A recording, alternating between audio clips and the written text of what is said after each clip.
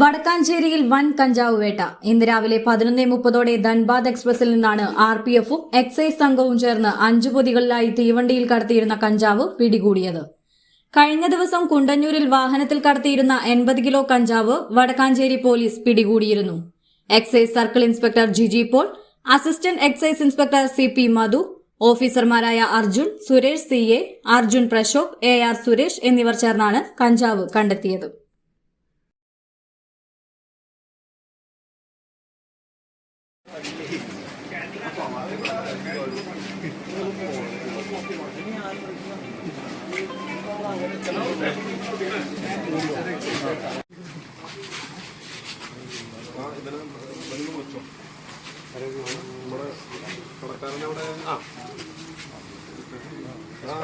സാധനം കണ്ടില്ല പറഞ്ഞാൽ വേണ്ട കേട്ടാ.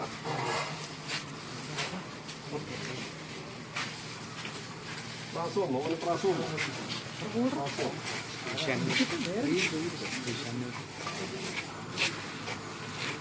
അവിടെ പോയിട്ട് ഇതൊന്നും കണ്ടില്ലേ? നേപ്പാളിൽ പോയിട്ട് ഇല്ലല്ല, ഞങ്ങൾ ട്രക്കിന് അതിനൊന്നും ഇല്ലല്ലോ. കണ്ടോ?